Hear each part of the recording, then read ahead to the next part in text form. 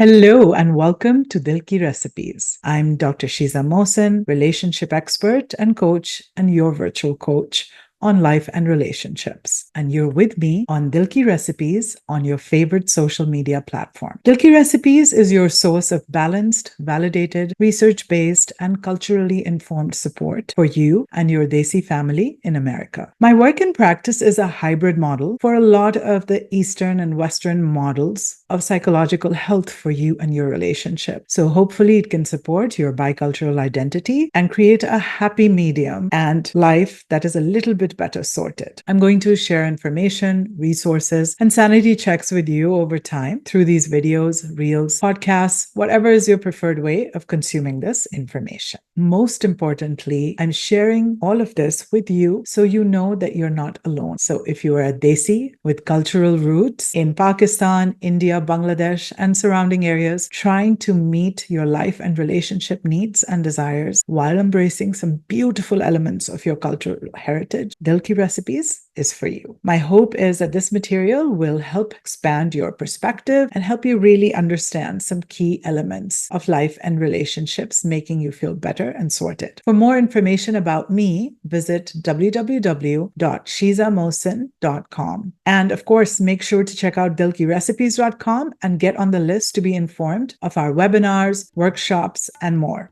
My book, Behind Closed Doors, is available on Amazon in Kindle as well as paperback format. Order your copy today.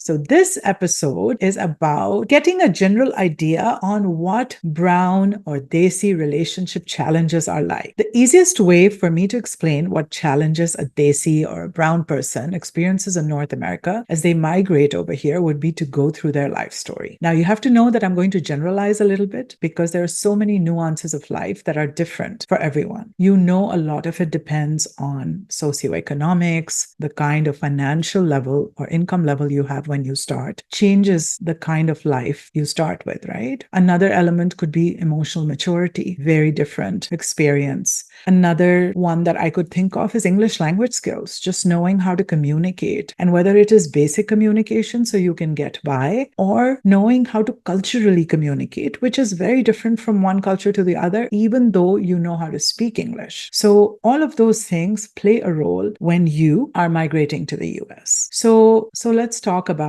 figuring out this new system can be so overwhelming for a lot of people who migrate. How to conduct yourself in friendships, talking to neighbors. For a lot of the young professionals I've spoken to, just knowing how to communicate with their colleagues and what is appropriate communications. A lot of times in the school systems, mothers communicating with other Americans. And what ends up happening is a lot of misunderstanding, and repairing that can be really hard. A simple example is people in our culture can ask questions that are culturally very intrusive or considered intrusive. And that can really create a lot of distance because people become wary and are not comfortable around them. And the poor person is just trying to make an effort, right? So all of those things definitely end up creating an emotional strain and a lot of cluelessness because, you're trying to figure stuff out. So if I just go back to maybe the first space is landing in the US. So a lot of times people land and come to their family members. And if you have family members that have hosted you, you're very lucky. I hope you find a chance to say thank you to them because it's not easy to take on the responsibility for another person or another family when you come here. Relying on these relationships can become fatiguing for those people as well as for you because there is a lot of sensitivity. You don't know so many things, and your family that's trying to host and support you is trying to live their life, take care of their obligations while helping you. Remember to be kind to them, actually. I will continue talking about this strain. So an example of strain is if you are a single male who started working here, going back home to find a partner who your family might love, but may or may not be ideal to come and live abroad for multiple reasons. And their resilience or their change management skills might not be as strong. So balancing that act between making the family happy or making your life easy here can be difficult. If you're married, going through those marriage challenges initially can be so much, right? right? So I'll start with just having kids. When a child is born to immigrant parents, the one thing that we have completely figured out is we want to educate them. But what I notice a lot of times is that we end up hyper focusing just on education, but we don't know how to validate our kids. We don't know how to praise them. We're always asking them to do better and better. And it becomes very taxing to those children who are experiencing a very different life. So a typical life could be where the wife is a work at home partner, or both the couple is working outside of the home, depending on financial situation, or maybe they're in professional school. So trying to make ends meet, working, whether it's in a family business or doing jobs or both, it's almost like a circus trying to raise children and take care of your income and your financial obligations as you live and start life here. And it's a very scary time for immigrant adults who are young, and they're trying to preserve whatever they can in terms of their culture, not just their financial assets, but their values, their beliefs. And there's a fear that all of that is going to be lost. So with the result, what happens is that they're trying to inculcate these values in their children. Now you have to remember this kid, this Desi bicultural kid who was born here and has immigrant parents, is now going to school and is trying to understand how life is. Because when they are in school, life is really different. The rules are different. And when they come home, their environment is very different. So it's a very difficult and different time. And this Desi kid, and a lot of you might be older now listening to this, is always figuring out,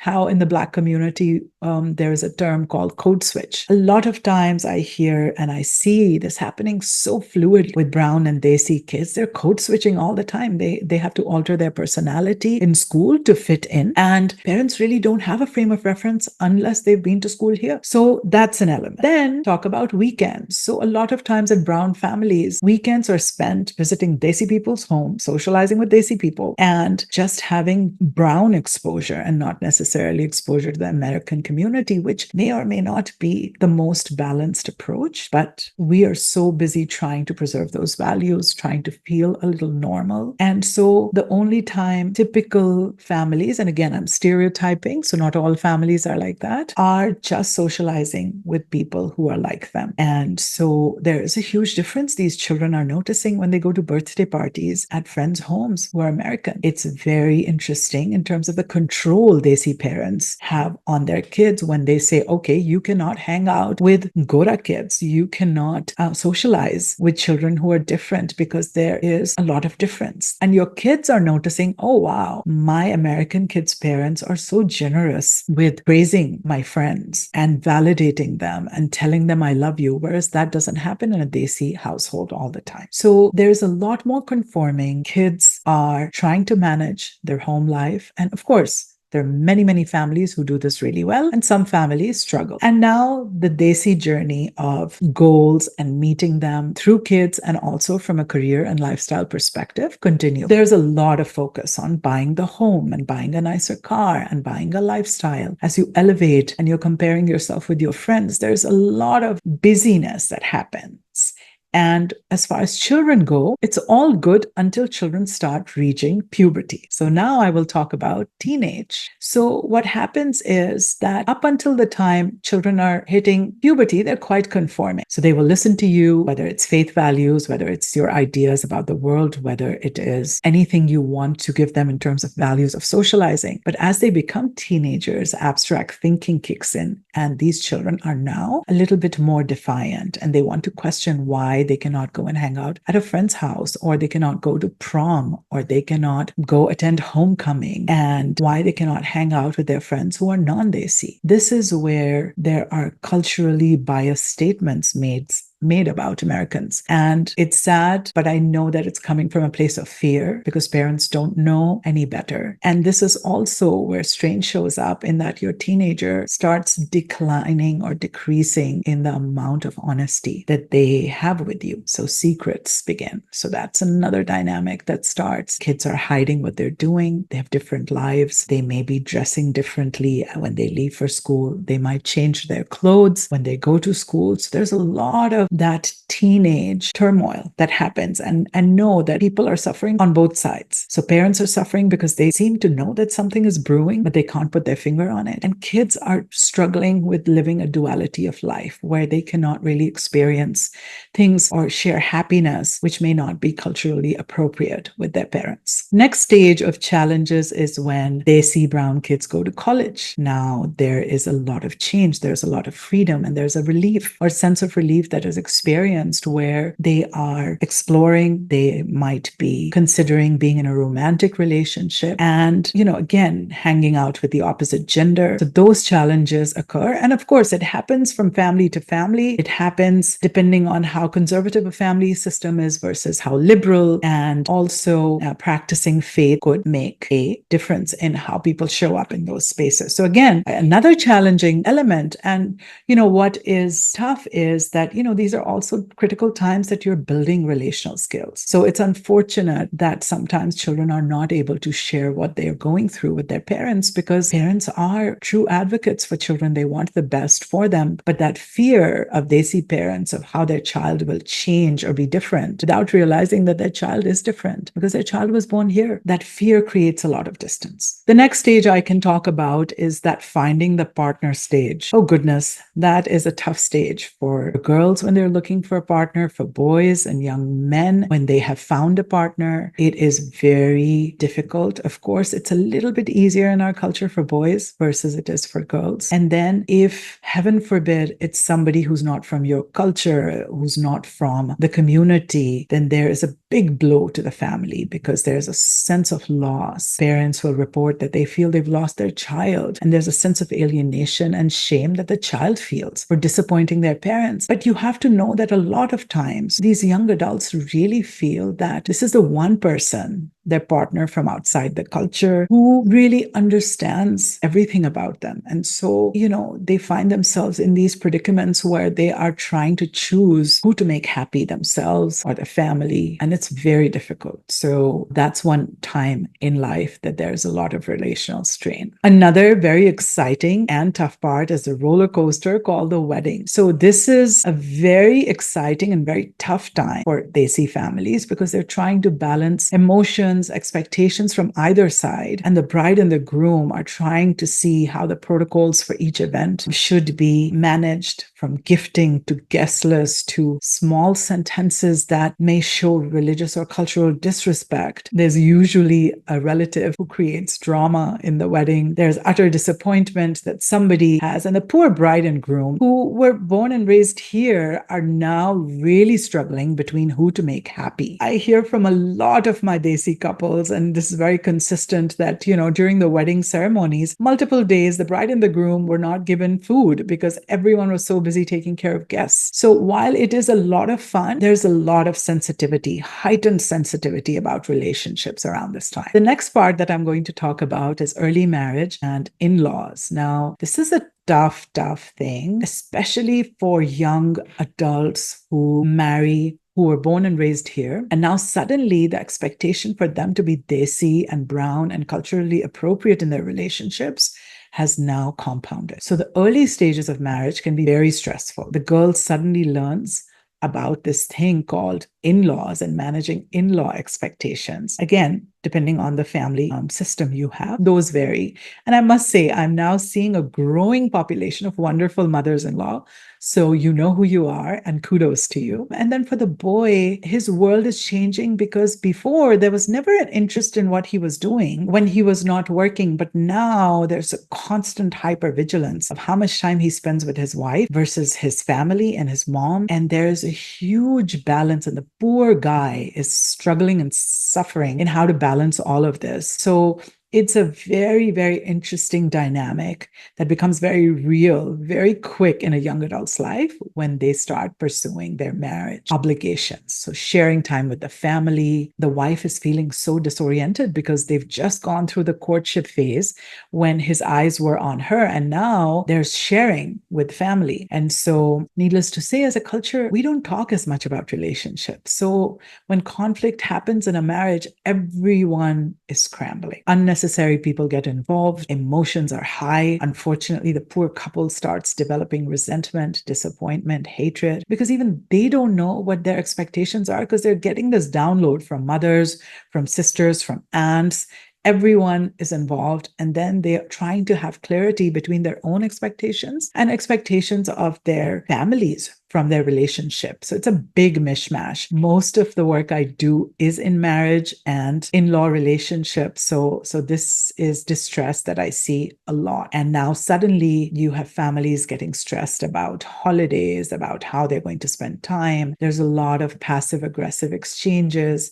And unfortunately, parents feel that you're not respecting them and not prioritizing family. It's a lot. The next stage is having kids. So this is another stage of life that is tough and can be tough because you have young kids and everybody's busy. And here is also where your parents are growing. They want to be involved. How much involvement, how much advising, a cultural thing that happens a lot. And it's not just mothers-in-law, it's moms as well. There is unlimited advising and very little validation, very little admiration, inspiration, and encouragement. It's always tum ye karo, a lot of advice versus saying, wow, you're doing a great job. This is awesome. This is new for you. So validating language is not very common in immigrant adults, and therefore the children really feel slighted when it comes to getting that kind of attention. Needless to say, time and how you balance time becomes really difficult. How often are you supposed to visit the in-laws? If the in-laws are out of town, how do you divide the holidays? So there's a lot of tension between the two, and managing expectations becomes really difficult. If it's a joint family system, how are you going to manage that? And who rules in the kitchen? So lots of issues. And let me mention mature marriages. Marriages are hard. And it's the one relationship you cannot afford to put on autopilot, even though you may be married for 20, 30, 40 years. You have to keep nurturing and growing it, because as you age, your needs in a relationship change as well. So connecting with your partner sometimes gets slighted because we're a collective culture, right? So taking care of other people's needs before your own or your marriages comes very naturally to us. So older couples struggle with that, and there's a lot of emptiness. And as you grow older, you realize that maybe time was not spent as much growing the relationship with your children. So there's a lot of distance that's created. And this is when older adults are craving to connect with their children. So, those are all challenges that a typical Desi family experiences. I want to talk about marital strain a little bit because, it's a big part of the work I do, but also that marital strain in a couple's life can show up anytime. So it could be a young marriage, a mature marriage, a very mature marriage, whether it is through social relationships, whether it is because of work-life balance, whether it is because of a challenge such as a special needs child or infidelity or sexual intimacy. There is a lot of strain there. Of course, Bollywood doesn't help because there's a lot of ideal relationships that you see. And then there is that realization that, oh my God, my relationship is not like that. It's also a dangerous relationship. Stage. And why am I saying that? Is because in your 40s and 50s, in mature marriages, a lot of times couples become trigger happy, where they feel like their tolerance for a lot of the behaviors that are unacceptable becomes lower and lower. And a lot of couples start looking at exiting their marriage. So, a lot of it is fatigue based as well, right? And of course, some of it is justified and understandable, but sometimes it isn't. And it's only fatigue because you cannot fire your parents, you cannot fire your siblings, you cannot fire your children. Spouse is the only relationship left to fire. So again, strain can happen when there's addiction in the family, when there's mental illness in the family. Everyone in the system is impacted.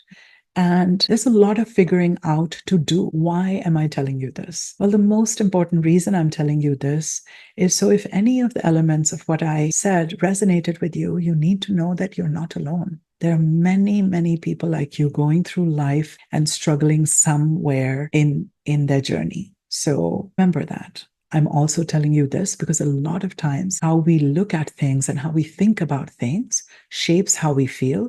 And so it's really important to have realistic expectations from our relationships, and especially from ourselves, because how we think, how we feel is going to influence how we act. And so being mindful of the information that you expose your mind to is really, really important. It's also important to understand your own part in the challenges of your life. Because if the same problem keeps showing up in your life, a common factor might be you. So it may be valuable to reconsider your approach, go for a therapy session, and really understand why these patterns are presenting in your life over and over again. And lastly, I'm telling you this because it's really important then when you experiencing life stresses that you take care of yourself. Wearing your oxygen mask first and then helping others is really important. So investing in your self-care, taking care of your physical health, your mental health, taking a break, sometimes just breathing and taking stock of where you are, noticing all the stuff you have accomplished instead of hyper focusing on everything you haven't done. Be kind to yourself. Because then when you have time to reflect, you can be planful, you can be intentional in how you lead every day with a purpose, with intention, and with as much clarity as possible. Of course, it's great that you open your minds and get the help via counseling, via learning platforms like Dil Ki Recipe, to really make sense of life and everything that you are feeling. So you can feel like you did your best at the end of the day. So that's why it's important to keep learning and growing. This is all I have for now. Thank you so much for joining me. I hope you found some of this information useful. Important things to remember: every situation is different. Issues are not solved overnight. The most important thing that needs to change is you and your approach, not others. When you know better, you do better. Seek therapy if you can. Be kind to yourself. Do self-care. Keep learning and growing. Remember to subscribe and follow me on your favorite social media platform. And do check out Dil Ki Recipe to sign up for our workshops, webinars, and get notified when programs are added. Take deep breaths. Remember what you are grateful for today, and definitely find a reason to laugh. Enjoy the rest of your day.